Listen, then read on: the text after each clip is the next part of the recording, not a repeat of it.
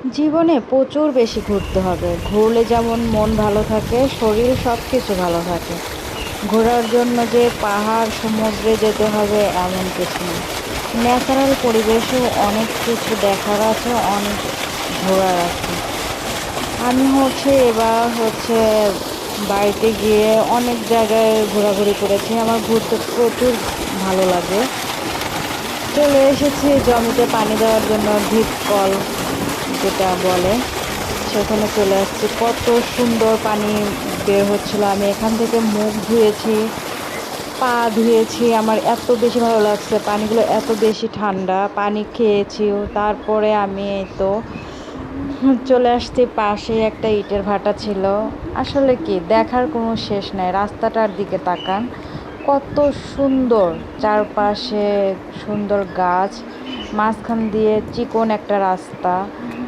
এত সুন্দর একটা রাস্তা, পাশে আছে একটা ইট ভাটা। আসলে আমরা সৌন্দর্য খুঁজতে জানি না, এর জন্য সৌন্দর্য দেখতে পাই না। যদি আমরা সৌন্দর্য খুঁজি, আপনার চোখে না দেখা জিনিসও অনেক সুন্দর। একটু মনোযোগ দিয়ে দেখার চেষ্টা করবেন, তাহলেই বুঝতে পারবেন যে কতটা সুন্দর সব কিছু। সৌন্দর্য মানে খুঁজতে হয়, তাছাড়া আসলে সৌন্দর্যটা বোঝা যায় না।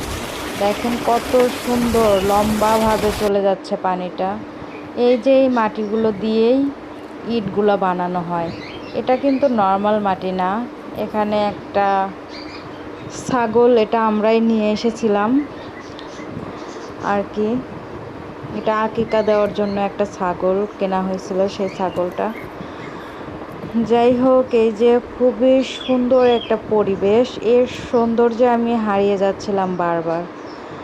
আসলে অনেকের কাছে মনে হবে কি ধুলাযুক্ত একটা জায়গা বা কেমন কি।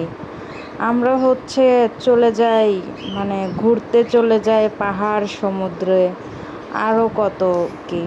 আমি এই ইটের ভাটার মাটির যে অনেকগুলো মাটির স্তূপ, তার উপরে উঠেই আমি পাহাড়ের ফিল করতেছিলাম। মানে এত উঁচু উঁচু করে রাখছে, এর জন্য আমি ভাবতেছিলাম এটাই হয়তো পাহাড়।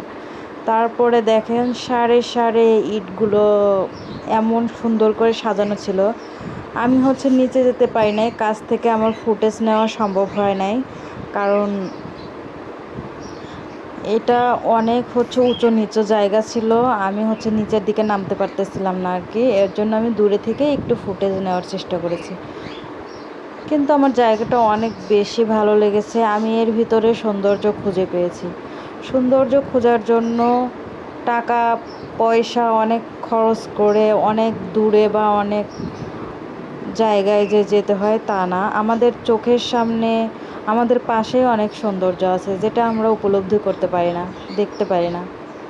এই তো সব ঘোরা শেষ, দেখা শেষ। এখন বাড়িতে চলে যাচ্ছি।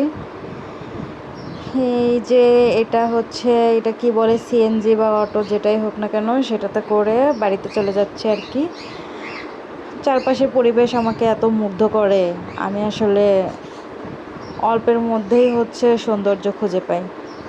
যাই হোক, আপনাদের কেমন লাগলো চারপাশের পরিবেশ অবশ্যই কমেন্ট করে জানাবেন। সবাই সুস্থ থাকবেন, ভালো থাকবেন। ধন্যবাদ।